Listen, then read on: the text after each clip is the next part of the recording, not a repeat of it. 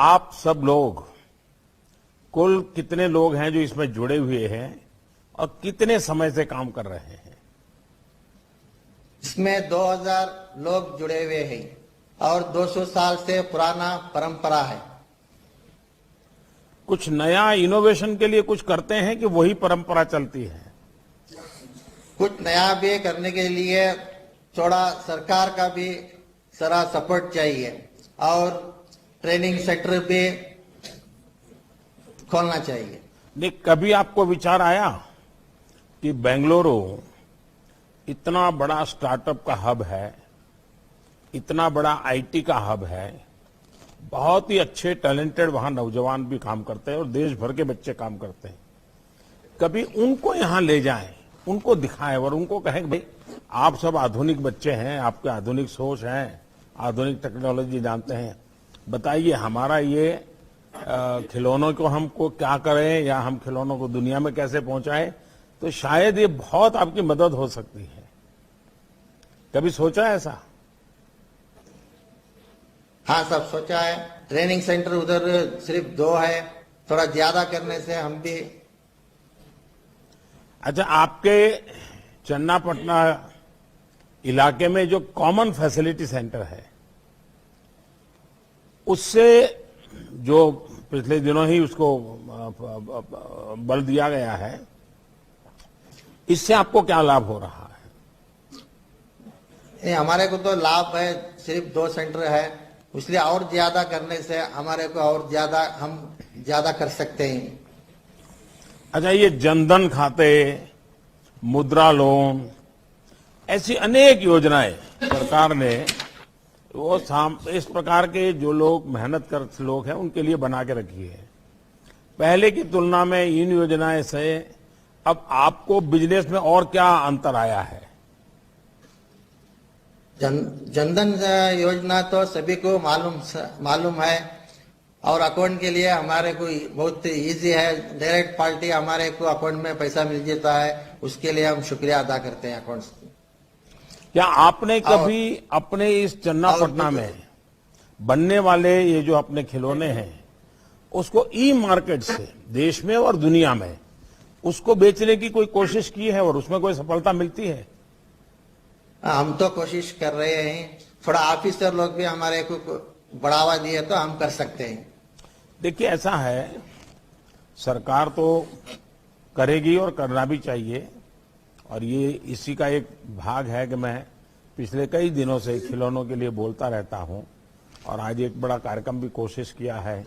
इसके पहले जैसे अभी स्मृति जी ने बताया कि शिक्षा मंत्रालय ने भी बहुत बड़ा काम किया है, तो ये तो है, लेकिन जब तक आप लोग भी नया और नए तरीके उसको नहीं करेंगे, हर बार यही कहते रहेंगे भाई सरकार करेगी तो हो जाएगा, सरकार करेगी तो हो जाएगा।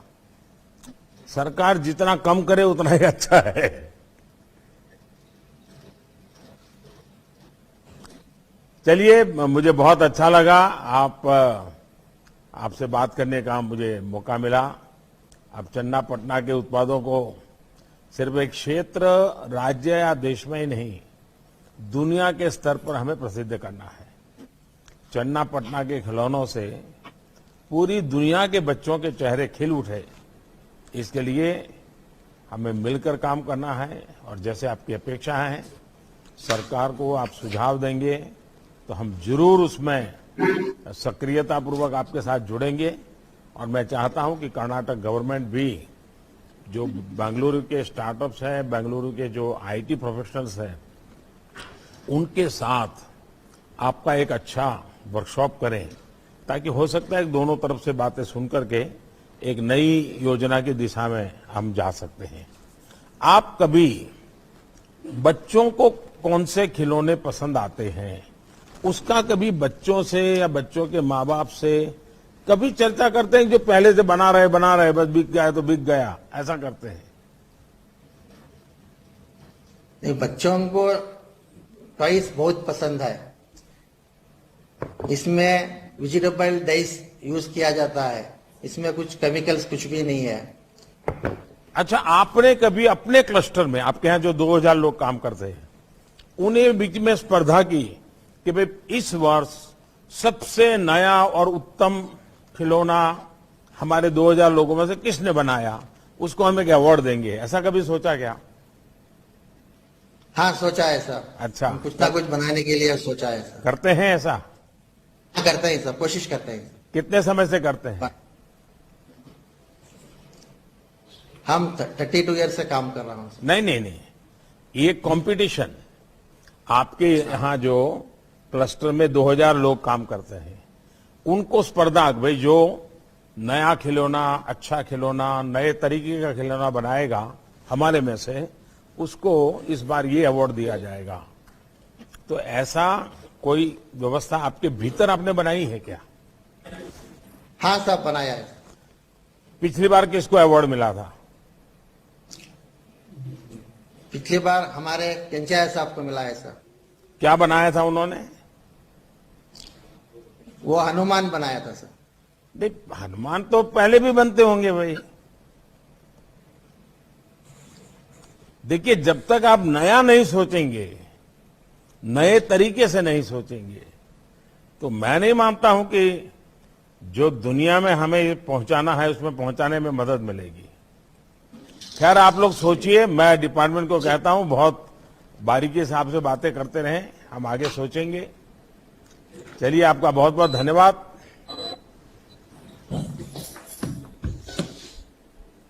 प्रधानमंत्री जी, अब हम चलते हैं उत्तर प्रदेश के वाराणसी के खिलौना बनाने वाले कारीगरों के पास। यहाँ के लकड़ी से बने खिलौने बहुत मशहूर हैं। उत्तर प्रदेश का वाराणसी टॉय क्लस्टर।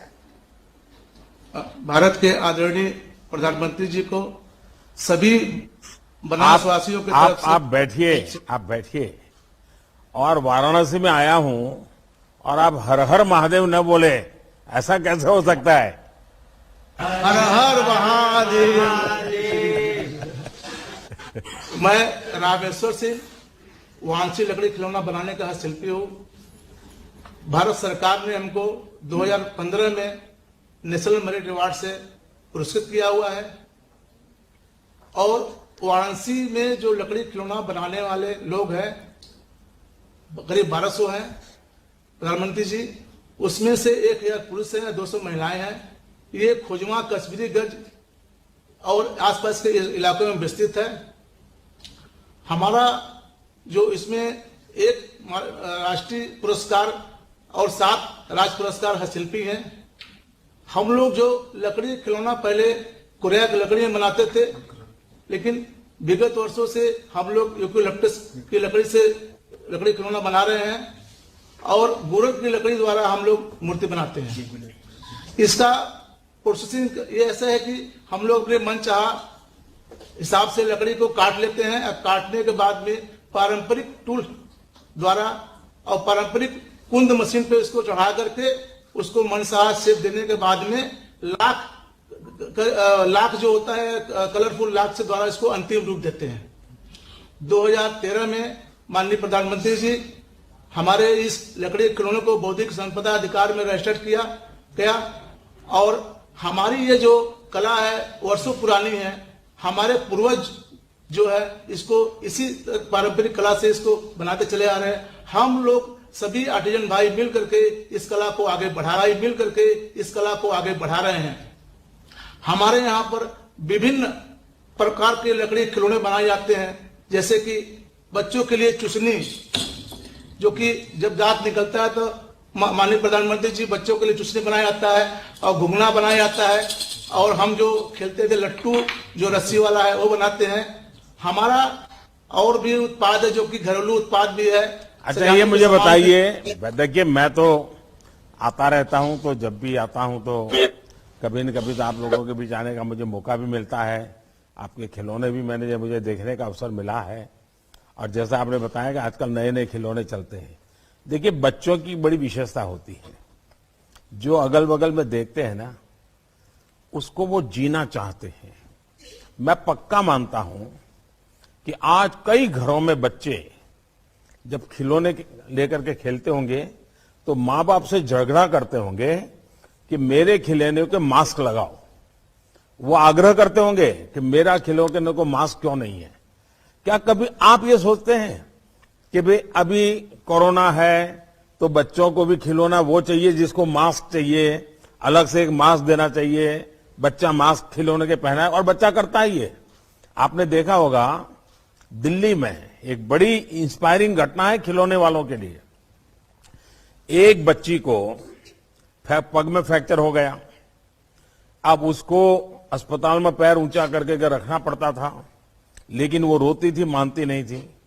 फिर उस डॉक्टर ने उस मनोवैज्ञानिक तरीके से एक खिलौना जो उसको पसंद था उसको उसके साथ सुलाया, और खिलौने को भी वैसे ही पैर में फ्रैक्चर है ऐसा करके पट्टी बांधी और उस पैर को लटकाया। उस बच्ची को इतना अच्छा लगा कि वो डॉक्टर को कोऑपरेट करने लगी। मतलब खिलौना बच्चों की जिंदगी का हिस्सा बन जाता है। क्या कभी आप मेरे काशी के लोग खिलौनों के संबंध में बच्चा क्या सोचता है, कैसे करता है, क्या कभी उसके लिए कुछ करते हैं क्या? कभी चर्चा करते हैं क्या? क्या काशी विश्वविद्यालय के ऐसे मनोवैज्ञानिक जो प्रोफेसर हैं उनको बुला करके कहते हो कि भाई जरा हमारे खिलौने वालों को बताओ बच्चों को लेके हमें क्या करना चाहिए? ऐसा कभी चर्चा करते हैं क्या? जी गुरु जी, हम लोग नया जो डिजाइन बनाए हैं, पहले हम लोग का स्टैंडिंग खिलौना होता था, अभी हम लोगों ने ये जो बच्चे अपने हाथ द्वारा ये जो चलाते हैं गाड़ियां, इसको हमने एक नया इनोवेशन दिया है। क्योंकि अभी हम लोगों ने ये जो ऑटो ट्रक में इसको अपने बैटरी द्वारा मोटर फिट करके बनाया है, ये नया इनोवेशन है, और हम इसको सेंसर द्वारा इसको रोक नहीं पा रहे हैं, बैक नहीं कर पा रहे हैं। प्रधानमंत्री से निवेदन है कि हमको नई टेक्नोलॉजी के द्वारा इसको अटैच किया जाए, जिससे कि हमारा लकड़ी खिलौना जो है और आगे बढ़े। ये जो वर्कशॉप है वो ये जो आप कह रहे हैं ना, इस काम के लिए ही है। ये टॉय फेयर लगाया है वो इसी काम के लिए लगाया है। अब आप इसका फायदा उठाइए और प्रधानमंत्री का इंतजार मत कीजिए। ये प्रधानमंत्री ने इसीलिए आपके घर में ये चीज लेके आया है। देखिए, अब तो वाराणसी में एक बेहतरीन हस्तकला संकुल भी सेवा दे रहा है, और आप में से ज्यादातर लोगों का मुझे वहीं पर मिलना हुआ है। आप लोगों को इस हस्तशिल्प को बढ़ावा देने के लिए सरकार से जो मदद चाहिए वो मिलेगी, और मैं पूरा विश्वास करता हूं कि आप लोग नया करेंगे। अब तो मैं देख रहा हूं आपके साथ नौजवान पीढ़ी भी बैठी हुई है, तो नौजवान तो जरूर कुछ न कुछ सोचती होगी। देखिए, हर पीढ़ी के साथ पसंद नापसंद बदलती रहती है। जो हमारे पूर्वज जिन खिलौने से खेलते होंगे, वो हमारे बाद की जो पीढ़ी होगी वो अलग खिलौनों से खेलते होंगे, लेकिन हमें भी तो लगातार इसमें परिवर्तन लाते रहना चाहिए, और सरकार इस दिशा में जरूर प्रयास करेगी। मुझे बहुत अच्छा लगा, काशी वासियों से मिलने का मुझे मौका मिला। धन्यवाद जी। धन्यवाद। और प्रधानमंत्री जी, अब रुख करते हैं राजस्थान का। जयपुर शहर के कठपुतली क्लस्टर से खिलौने बनाने वाले कारीगरों से बात करते हैं, जिनमें कठपुतली बनाने वाले हस्तशिल्पकार और कठपुतली कला से जुड़े कलाकार दोनों मौजूद हैं। जयपुर का कठपुतली टॉय क्लस्टर। भारत के आदरणीय प्रधानमंत्री जी को हम जयपुर वासियों की तरफ से नमस्कार। मैं बिमला देवी भाट कठपुतली कॉलोनी जयपुर से बोल रही हूँ। हमारे यहाँ जयपुर में 3 कॉलोनी है। पहली कठपुतली नगर, दूसरी कलाकार कॉलोनी पानीपेच एवं जगतपुरा में, जिसमें हम करीब लगभग 1100 कारीगर काम करते हैं, जिसमें 650 पुरुष है और 450 महिलाएं हैं। इसका कार्य को हम खानदानी काम है, ये हमारे पूर्वजों से हमें ये विरासत में ही प्राप्त हुआ। कठपुतली जो हम बनाते हैं वो आड़ू की लकड़ी से बनाते हैं। आड़ू की लकड़ी को छील के हम अलग अलग आकार देते हैं, फिर उसको विभिन्न तरह से पेंट करते हैं, फिर उनको पोशाकें बनाई जाती है, जिसमें लहरिया, बंधेज और राजस्थानी चुनड़ी प्रमुख है। उसको बना के हम ऐसा शेप देते हैं, ये इस तरह से तैयार होती है। और 27 फरवरी 2021 को जो टॉय फेयर लगा है, इंडिया टॉय फेयर, उसमें हम 15 आर्टिस्टों को भाग लेने का अवसर मिला है, और हम बहुत खुश है कि इसमें हमारी कला को आगे बढ़ाने का उत्साह मिल रहा है। उसके लिए इंडिया टॉय फेयर और प्रधानमंत्री जी का हम तहे दिल से धन्यवाद देते हैं। चलिए, मुझे अच्छा लगा। शायद ही हमारे देश में कोई बालक ऐसा होगा कि जिसने कठपुतली का खेल न देखा हो और कठपुतली का खेल देखने के लिए उसका मन न कर गया हो। आप सोचिए, दुनिया इतनी बदल गई, टेक्नोलॉजी इतनी आ गई, बड़े बड़े अरबों खरबों रुपयों के बड़े बड़े थिएटरों में और बड़ी बड़ी फिल्में आने लग गई, लेकिन आपके प्रति जो बालक मन का आग्रह रहता है, उसको देखने की क्यूरियोसिटी रहती है, वो जरा भी कम नहीं हुई है। ये एक तो सबसे पहले कठपुतली कला से जुड़े हुए आप सब बधाई पात्र हैं, आपके पूर्वज बधाई के पात्र हैं और आपने इसमें गौरव रखा हुआ है। आप में मैंने देखा है कि बहुत ही बड़े पढ़े लिखे लोगों का ऑडियंस बैठा हो, बड़ी 5 स्टार होटल में किसी कोने में आप काम कर रहे हो, मैंने देखा है कि आपका कॉन्फिडेंस लेवल बड़ा गजब होता है। सामने बैठा वाला कितना बड़ा धनी है, कितना पढ़ा लिखा है, आपको कोई असर नहीं होता है। आप अपने कठपुतली के उन खिलौनों में बिल्कुल रम जाते हैं। ये मैंने देखा है और ये ही आपकी सबसे बड़ी ताकत है। लेकिन क्या कभी आपको सोचा है कि आप लोग आज का जो एडवर्टाइजमेंट का युग है, उस एडवर्टाइजमेंट के युग में इस कठपुतली के खेल का बहुत बढ़िया तरीके से उपयोग कर। जैसे मान लीजिए कोई आप चाहते हैं कि भाई बच्चों को हाथ धोना चाहिए, साबुन से हाथ धोना चाहिए, ये हम कर रहे हैं, सरकार भी कर रही है, लेकिन कोई साबुन कंपनी वाली कठपुतली वालों को कहे देखिए हम आपको छोटे छोटे साबुन बना के देते हैं, आप कठपुतली से ही साबुन देना, साबुन से हाथ धोना बच्चों को सिखाने वाला कार्यक्रम कीजिए। उस कंपनी का एडवर्टाइजमेंट भी होगा और आपको ये एडवर्टाइजिंग का पैसा भी मिलेगा। क्या कभी ऐसा सोचा है आप लोगों ने? सर हम कर सकते हैं अगर अवसर मिले तो। अच्छा, आप कर सकते हैं। देखिए जैसे टूथपेस्ट है, बच्चों को भाई ब्रश करना चाहिए, तो आप मास्क लगा के कठपुतली बनाई है सर हमने। क्या बनाया है? मास्क लगाना सिखाया है हमने। अच्छा, मास्क वाली बनाई है? जी हाँ, देखिए ये है। देखिए ये बदलते हुए समय के साथ कैसे बदलता है और ये आप लोग अभी भी प्रभाव पैदा किए, उसका कारण यही है कि आपको विचार आया कि आपकी कठपुतली मास्क वाली होगी। मतलब कि आपने आधुनिकता के साथ जोड़ा, आपने मैसेजिंग भी किया। मुझे लगता है, मैं भी हमारे सरकार के लोगों को कहूंगा कि कठपुतली और परंपरागत उद्योग गृह अपने एडवर्टाइजमेंट, इन दोनों को कैसे करें, आपको बहुत बड़ा बिजनेस मिल सकता है। जब मैं गुजरात में था तो मैंने कुछ एडवर्टाइजिंग कंपनियों को पतंग के लिए काम करने के लिए बोला था और मैंने कहा था पतंग के साथ आप एड कैंपेन का एक बड़ा मिशन बनाइए, और जो पतंग बनाने वाले थे उनको अच्छी कमाई शुरू हुई थी उससे। तो मैं चाहूंगा कि आपको भी ये बेनिफिट मिलना चाहिए। पॉलिटिकल पार्टियां भी आपके पास दौड़ेगी, फिर तो हर पार्टी आएगी कि भाई हमारा सिंबल लेके आप जरा दिखाइए लोगों को। हमारी पार्टी का आवश्यकता है, हमारे है इसी अवसर की आवश्यकता है ताकि हम हमारी कला को आगे बढ़ा सके। नहीं, बिल्कुल। मुझे लगता है कि ये जो हमारा समिट है उसे बहुत बड़ा फायदा होगा। मुझे अच्छा लगा आप लोगों से बात कर करके। बहुत बहुत धन्यवाद है आपको, धन्यवाद और बहुत शुभकामनाएं मेरी। और इसमें नयापन लाइए, नए तरीके। मैंने देखा है पहले तो आप लोग पंचतंत्र की कथाएं कहते थे, रामायण महाभारत की कथाएं कहते हैं, लेकिन मैंने देखा है आजकल आप फिल्मी गाने बहुत ज्यादा कर रहे हो।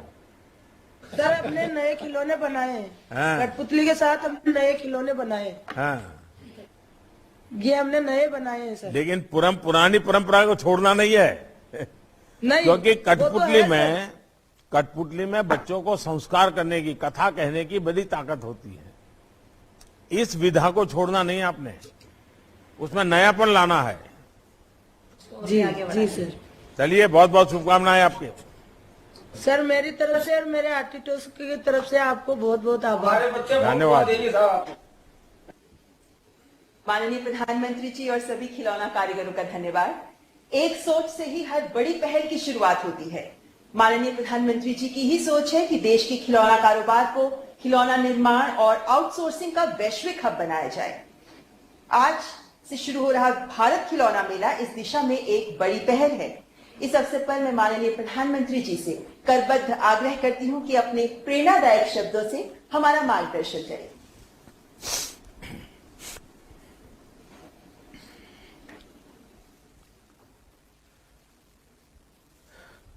आप सभी से बात करके ये पता चलता है कि हमारे देश की टॉय इंडस्ट्री में कितनी बड़ी ताकत छिपी हुई है।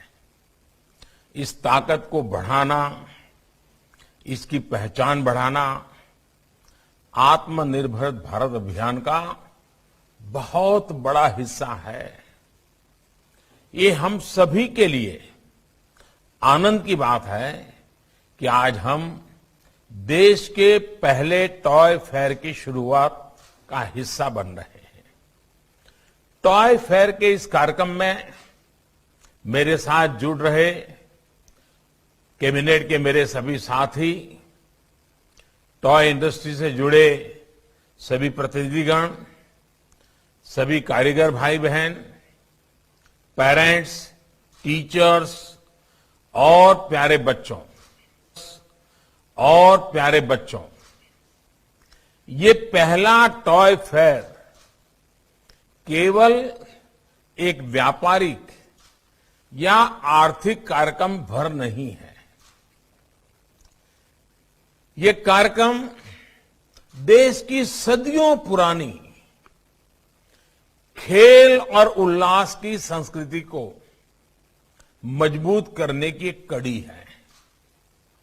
मुझे बताया गया है कि इस कार्यक्रम की प्रदर्शनी में कारीगरों और स्कूलों से लेकर बहुराष्ट्रीय कंपनियां तक 30 राज्यों और केंद्र शासित प्रदेशों से 1000 से अधिक एग्जीबिटर्स हिस्सा ले रहे हैं। आप सभी के लिए एक ऐसा मंच होने जा रहा है जहां आप खिलौनों के डिजाइन, इनोवेशन, टेक्नोलॉजी से लेकर मार्केटिंग, पैकेजिंग तक चर्चा परिचर्चा भी करेंगे और अपने अनुभव साझा भी करेंगे। टॉय फेयर 2021 में आपके पास भारत में ऑनलाइन गेमिंग उद्योग और ई स्पोर्ट्स उद्योग के इकोसिस्टम के बारे में जानने का अवसर होगा। मुझे ये देखकर भी अच्छा लगा कि यहां पर बच्चों के लिए ढेरों गतिविधियां भी रखी गई है। मैं टॉय फेयर के इस आयोजन में अपनी भूमिका निभाने वाले सभी साथियों को हार्दिक बधाई देता हूं। साथियों, खिलौनों के साथ भारत का रचनात्मक रिश्ता, क्रिएटिव रिलेशन उतना ही पुराना है जितना इस भूभाग का इतिहास है।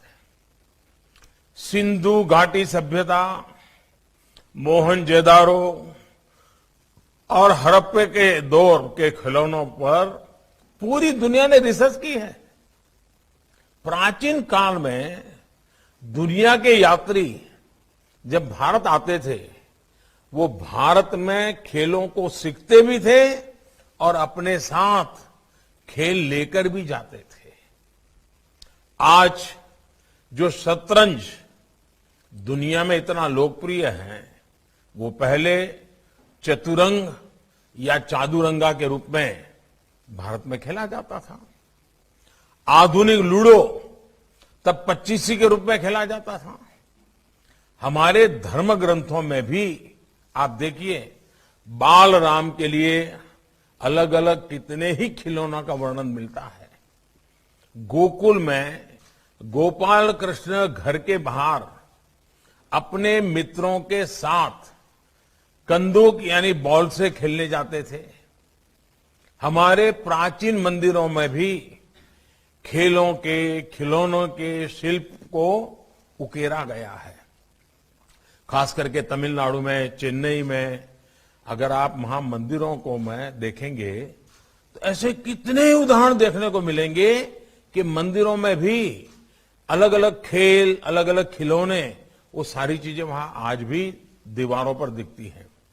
साथियों, किसी भी संस्कृति में जब खेल और खिलौने आस्था के केंद्रों का हिस्सा बन जाएं, तो इसका अर्थ है कि वो समाज खेलों के विज्ञान को गहराई से समझता था।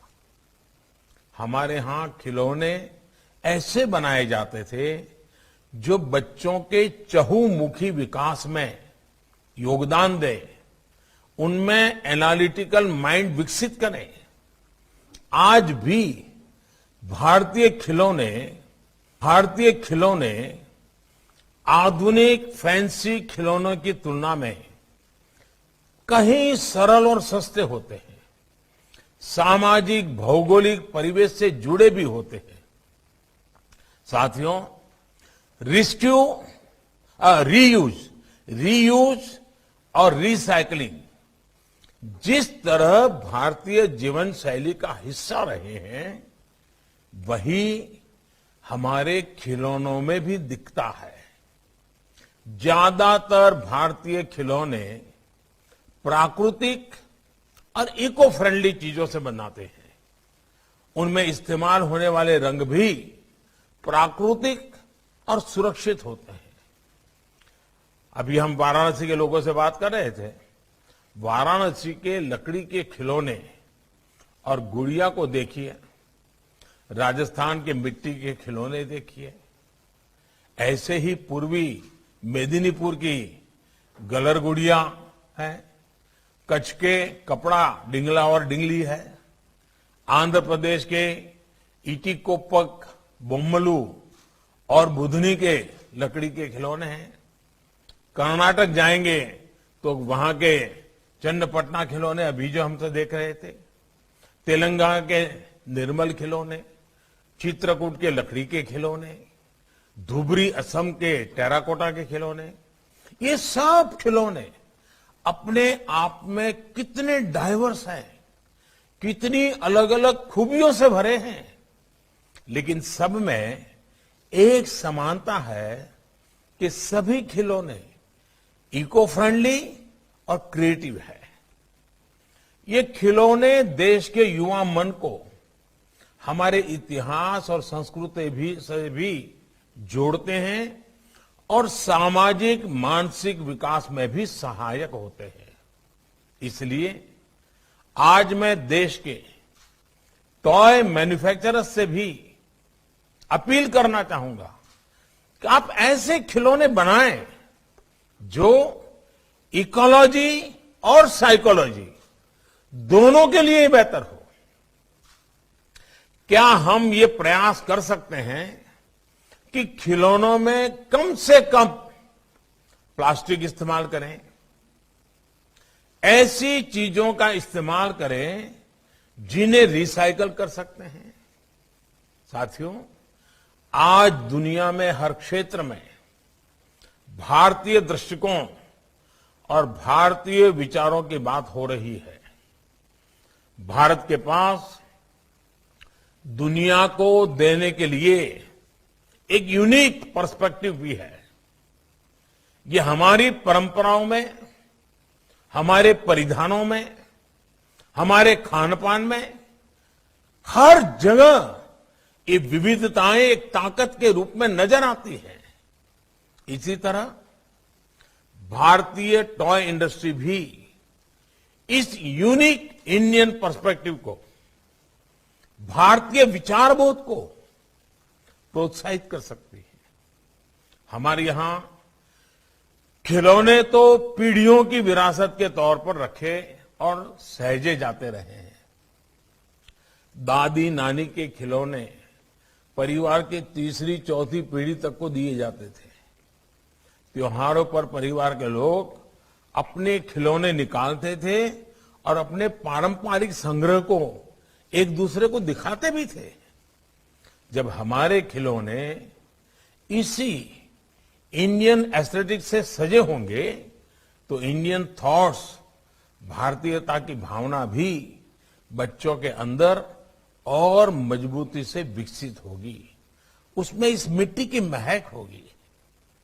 प्यारे बच्चों और साथियों, गुरुदेव रविंद्रनाथ टैगोर ने अपनी एक कविता में कहा है कि when I bring to you coloured toys my child, I understand why there is such a play of colours on clouds on water and why flowers are painted in tins when I give colored toys to you, my child.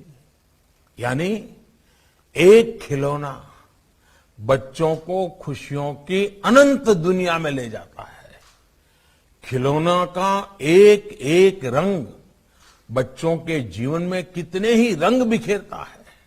आज यहां इतने खिलौनों को देखकर यहां उपस्थित बच्चे जैसा महसूस कर रहे हैं, वही अनुभव हम सबने भी अपने बचपन की यादों में संजोकर रखा है। कागज के हवाई जहाज, लट्टू, कंचे, पतंग, सीटियां, झूले, कागज के झूले, कागज के घूमने वाले पंखे, गुड्डे और गुड्डियां, ऐसे कितने ही खिलौने हर बचपन के साथी रहे। साइंस के कितने ही सिद्धांत, कितनी ही बातें, जैसे कि रोटेशन, ऑसिलेशन, प्रेशर, फ्रिक्शन, ये सब हम खिलौनों से खेलते हुए, उन्हें बनाते हुए खुद ब खुद सीख जाते थे। भारतीय खेल और खिलौनों की ये खूबी रही है कि उनमें ज्ञान होता है, विज्ञान भी होता है, मनोरंजन होता है और मनोविज्ञान भी होता है। उदाहरण के तौर पर लट्टू को ही ले लीजिए। जब बच्चे लट्टू से खेलना सीखते हैं तो लट्टू खेल खेल में ही उन्हें ग्रेविटी और बैलेंस का पाठ पढ़ा जाता है। वैसे ही गुलेल से खेलता बच्चा जाने अनजाने में पोटेंशियल से काइनेटिक एनर्जी के बारे में बेसिक सीखने लगता है। पजल टॉय से रणनीतिक सोच और समस्या को सुलझाने की सोच विकसित होती है। इसी तरह नवजात बच्चे भी झुनझुने और बाजे घुमा घुमाकर सर्कुलर मूवमेंट को महसूस करने लगते हैं। आगे जाकर इन्हीं चीजों को जब उन्हें उनकी कक्षा में, किताबों में पढ़ाया जाता है तो अपने खेल से उसे रिलेट कर पाते हैं, प्रैक्टिकल एस्पेक्ट को समझ पाते हैं। केवल किताबी ज्ञान से ये समझ विकसित ही नहीं हो सकती है। साथियों, आप सबने भी देखा होगा कि रचनात्मक खिलौने कैसे बच्चों के सेंसेस को डेवलप करते हैं, उनकी कल्पनाओं को पंख देते हैं। अपने खिलौनों के इर्द गिर्द बच्चे कैसे अपनी कल्पनाओं का एक पूरा संसार बना लेते हैं। जैसे कि आप किसी बच्चे को खिलौनों वाले बर्तन दीजिए, वो ऐसे व्यवहार करना लगेगा जैसे कि पूरे किचन की व्यवस्था संभाल रहा है और पूरी परिवार को वही आज खाना खिलाने वाला है। उन्हें आप जानवरों वाले खिलौने दीजिए तो अपने मन में एक पूरा जंगल बना देता है, खुद भी आवाज निकालने लगता है, जो भी ठीक लगे उसको लगता है कि ये शेर है तो ऐसी आवाज निकालता है। उन्हें एक टेथोस्कोप दे दीजिए, थोड़ी देर में देख लीजिए वो डॉक्टर बन जाएगा, फैमिली डॉक्टर बन जाएगा और पूरे परिवार के सबकी तबीयत जांचना शुरू कर देता है, जांच पड़ताल करना लग जाता है। ऐसे ही केवल एक बॉल से वो घर के भीतर पूरा फुटबॉल ग्राउंड बना लेते हैं। रॉकेट का खिलौना मिलते ही स्पेस मिशन पर वो निकल पड़ते हैं। उनके सपनों की उस उड़ान की कोई सीमा नहीं होती, कोई अंत नहीं होता। बस उन्हें एक छोटा सा ऐसा खिलौना चाहिए जो उनकी उत्सुकता को, उनकी क्रिएटिविटी को जगा दे। अच्छे खिलौनों की यह खूबसूरती होती है कि वो एजलेस और टाइमलेस होते हैं। आप भी जब बच्चों के साथ खेलने लगते हैं तो इन खिलौनों के जरिए अपने बचपन में चले जाते हैं। इसलिए मैं सभी माता पिता से ये अपील करूंगा कि आप जिस तरह बच्चों के साथ पढ़ाई में इन्वॉल्व होते हैं, वैसे ही उनके खेलों में भी शामिल होइए। मैं ये नहीं कह रहा कि आप अपने घर का, अपने ऑफिस का सब काम छोड़ दें और घंटों बच्चों के साथ खेलते ही रहें, लेकिन आप उनके खेलों में शामिल तो हो ही सकते हैं। आजकल परिवारों में प्ले टाइम की जगह स्क्रीन टाइम ने ले ली है, लेकिन आपको खेल और खिलौनों की भूमिका को जरूर समझना चाहिए। खिलौनों का जो वैज्ञानिक पक्ष है, बच्चों के विकास में, उनकी लर्निंग में खिलौनों की जो भूमिका है, उसे पेरेंट्स को भी समझना चाहिए और टीचर्स को स्कूलों में भी उसे प्रयोग करना चाहिए। इस दिशा में अब देश भी प्रभावी कदम उठा रहा है, व्यवस्था में जरूरी परिवर्तन कर रहा है। इसका एक उदाहरण हमारी नई राष्ट्रीय शिक्षा नीति भी है। नई राष्ट्रीय शिक्षा नीति में प्ले आधारित और गतिविधि आधारित शिक्षा को बड़े पैमाने पर शामिल किया गया है। एक ऐसी शिक्षा व्यवस्था है जिसमें बच्चों में पहेलियों और खेलों के माध्यम से तार्किक और रचनात्मक सोच बढ़े, इस पर विशेष ध्यान दिया गया है। साथियों, खिलौनों के क्षेत्र में भारत के पास ट्रेडिशन भी है और टेक्नोलॉजी भी है। भारत के पास कंसेप्ट भी है और कॉम्पिटेंस भी है।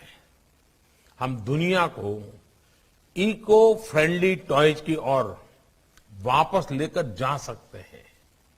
हमारे सॉफ्टवेयर इंजीनियर्स कंप्यूटर गेम्स के जरिए भारत की कहानियों को, भारत की जो मूलभूत मूल्य हैं, उन कथाओं को दुनिया तक पहुंचा सकते हैं।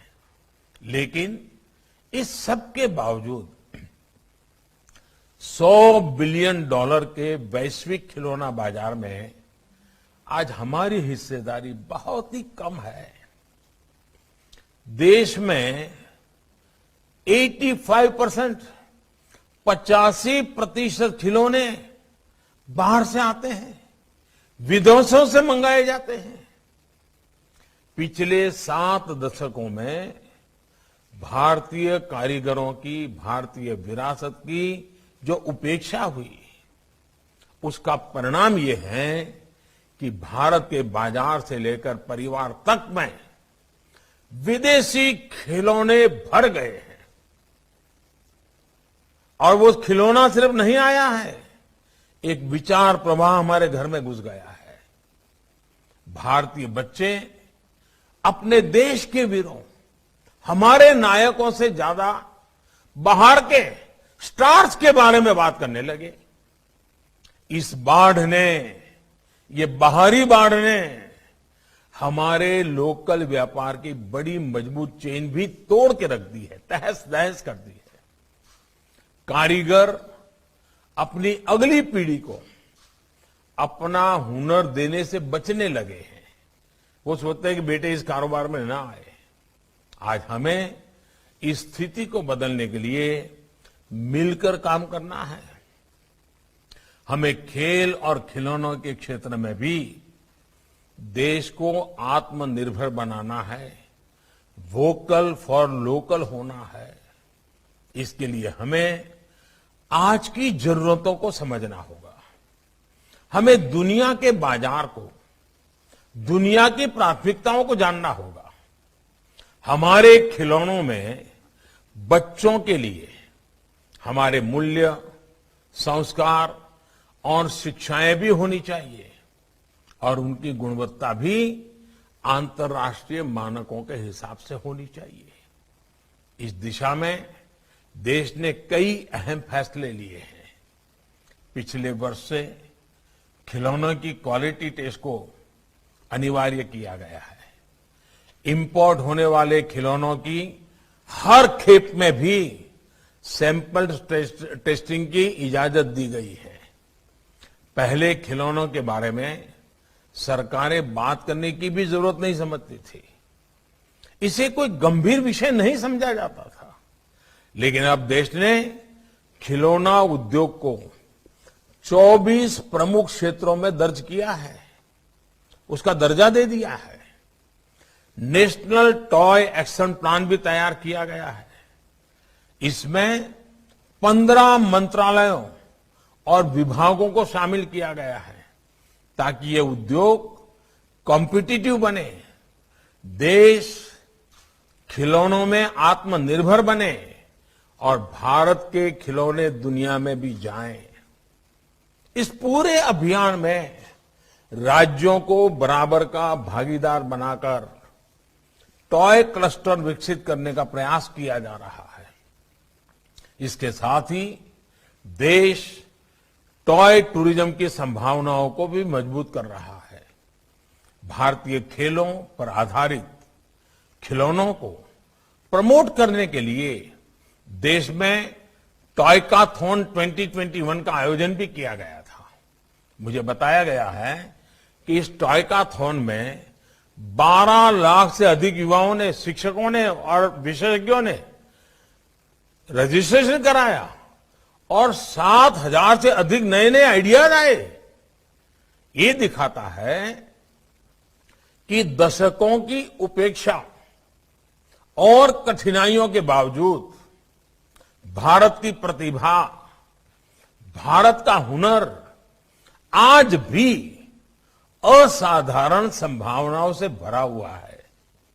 जिस तरह भारत ने अतीत में अपने उल्लास से, अपनी ऊर्जा से मानवता के जीवन में रंग घोले थे, वो ऊर्जा आज भी उतनी ही जीवंत है। आज टॉय फेयर के इस अवसर पर हम सबकी जिम्मेदारी है कि हम इस ऊर्जा को आधुनिक अवतार दें, इन संभावनाओं को साकार करें। और हां, याद रखिए, अगर आज मेड इन इंडिया की डिमांड है तो आज हैंडमेड इन इंडिया की डिमांड भी उतनी ही बढ़ रही है।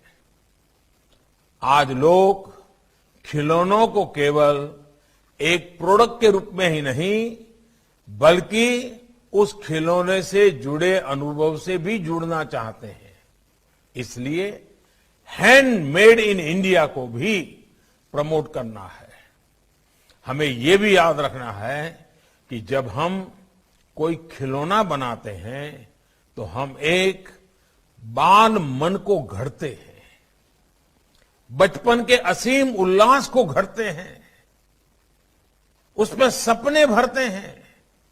यही उल्लास हमारे कल का निर्माण करेगा। मुझे खुशी है कि आज हमारा देश इस जिम्मेदारी को समझ रहा है। हमारे ये प्रयास आत्मनिर्भर भारत को वही स्फूर्ति देंगे जो स्फूर्ति बचपन में एक नई दुनिया रचती है। इसी विश्वास के साथ आप सभी को एक बार फिर से अनेक अनेक शुभकामनाएं। और अब दुनिया में हिंदुस्तान के खिलौनों का डंका बजाना ये हम सबका दायित्व है। हमें मिलकर का प्रयास करना है, निरंतर प्रयास करना है, नए नए रंग रूप के साथ प्रयास करना है, नई नई सोच, नए नए विज्ञान, नए नई टेक्नोलॉजी हमारे खिलौनों के साथ जोड़ते हुए करना है। और मुझे विश्वास है कि ये हमारा टॉय फेयर हमें उस दिशा में ले जाने के लिए एक बहुत मजबूत कदम के रूप में सिद्ध होगा। मैं फिर एक बार आप सबको अनेक अनेक शुभकामनाएं देता हूं। बहुत बहुत धन्यवाद। माननीय प्रधानमंत्री जी, आपके मार्गदर्शक, उत्साहवर्धक शब्दों और गरिमामय उपस्थिति के लिए आपका सहृदय धन्यवाद, हृदय से साधुवाद। इसी के साथ ये कार्यक्रम यहीं समाप्त करते हैं। मैं ममता चोपड़ा इजाजत लेती हूँ। नमस्कार।